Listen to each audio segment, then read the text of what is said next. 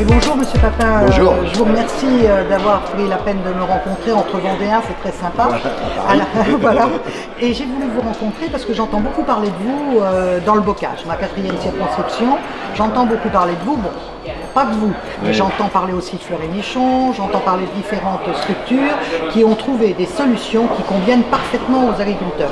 Alors notamment, moi il me parle avec vous beaucoup des accords sur Violet, avec Violet, où ils sont très contents. Mais indubitablement, ils le disent, ils le répètent, ils sont très contents. Et après, ils parlent aussi du cœur de gamme, différentes choses.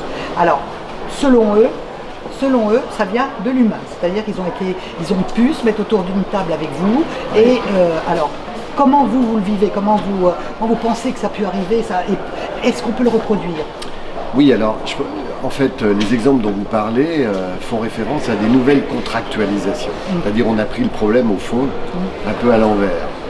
C'est-à-dire, on est parti de l'amont, de la production, et on a remonté la chaîne de valeur par rapport à l'amont, dans des contrats où toutes les parties prenantes sont dans la clarté totale à la signature. C'est ce qu'ils nous disent. Voilà, et d'ailleurs au passage, ça préfigure peut-être ce que nous sommes en train de proposer dans le cadre des ateliers généraux. J'ai oublié de préciser que M. Papin siégeait dans les états généraux de l'alimentation.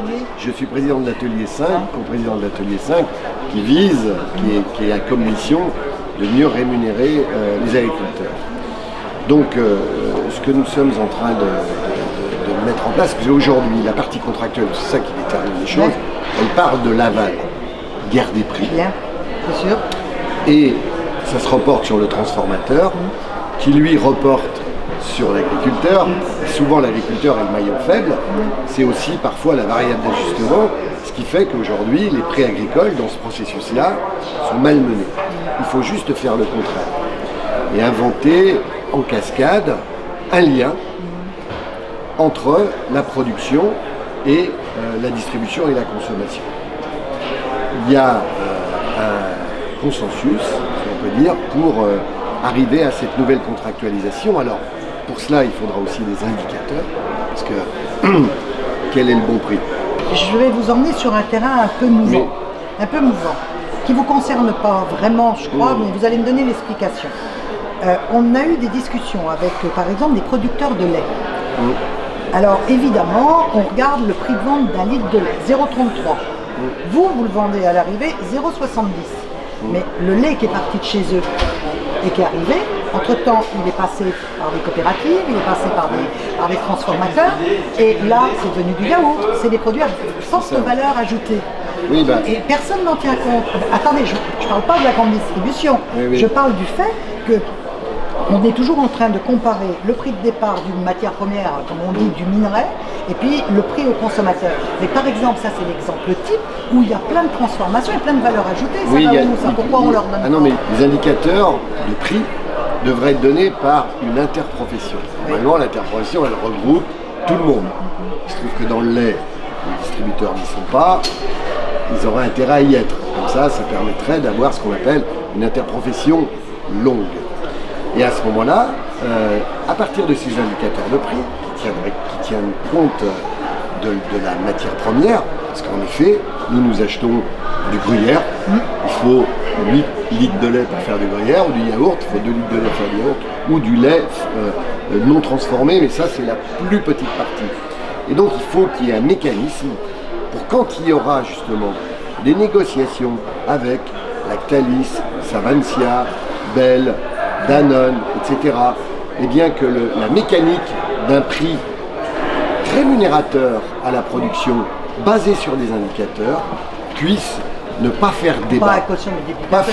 Non mais qu'il n'y ait pas de débat sur si on estime par exemple, j'en sais rien, qu'il faut, 37 centimes de prix, que ça soit l'indicateur. Je ne dis pas qu'il faut un prix moyen, mais en tous les cas, j'ai des connaissances sur le sujet.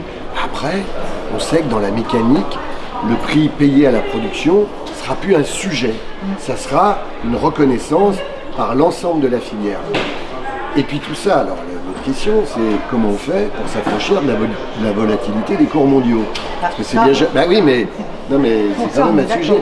Oui, mais parce que je vais vous dire, il se produit en France 24 milliards de litres de lait. Sur 24 milliards de litres de lait, à peu près 12 milliards servent à l'exportation. Et sont des produits transformés, des fromages, etc.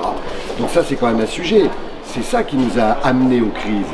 C'est comment, on va dire, un groupe comme Savencia, qui exporte 48% de son lait qu'il achète en France, parce qu'après, il va être en compétition avec le lait allemand ou le lait qui, lui, par exemple, va être en prix de crise. Donc, il va falloir, je ne sais pas si on va y arriver, je vous fais une confidence, comment on peut mettre d'un côté ce que l'on contrôle sur le marché français, et après ce que l'on subit, entre guillemets, sur un marché mondial qui, lui, est très volatile. C'est ça qui nous a perturbés jusqu'à maintenant. Aussi l'arrêt de la PAC aussi, qui normalement faisait des restitutions, non, mais ça il faut aidait, pas oui, mais ça aidait ou pas?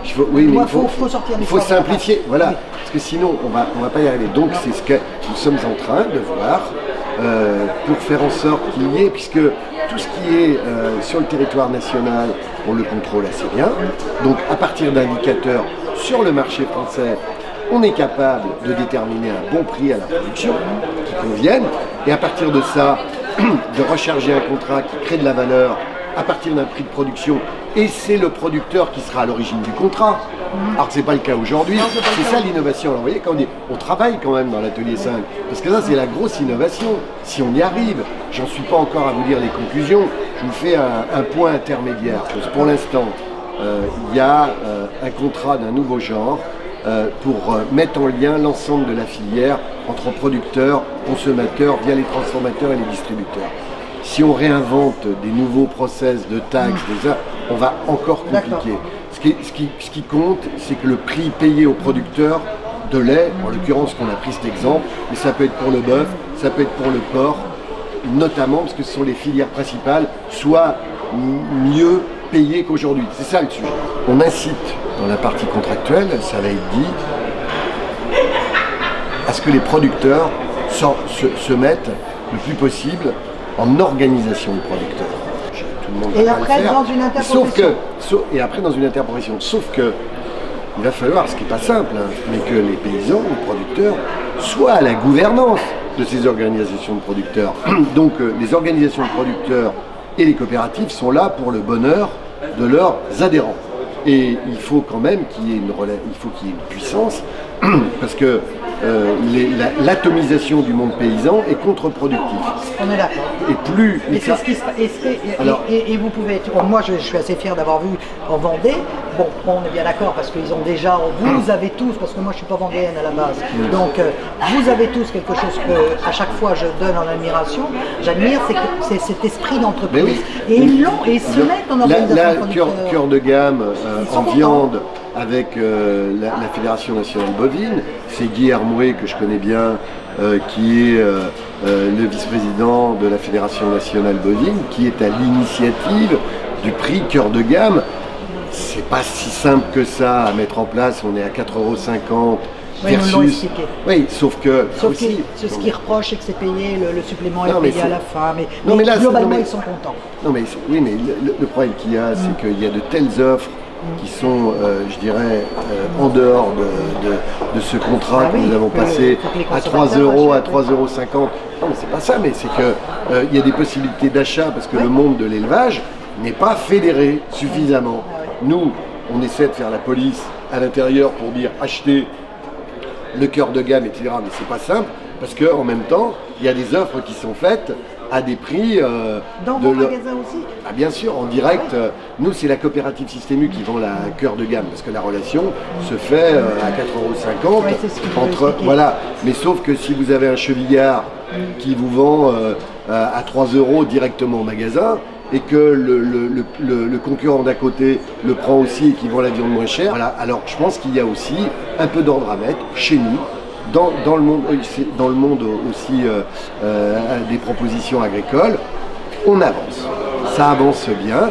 Il y a aussi probablement une offre qui va petit à petit se structurer, parce qu'il y a eu quand même beaucoup de viande disponible sur le marché avec l'abattage des vaches laitières. Donc on a eu beaucoup de disponibilité d'offres. Tout ça est en train de se réguler, et dans la viande et dans le lait.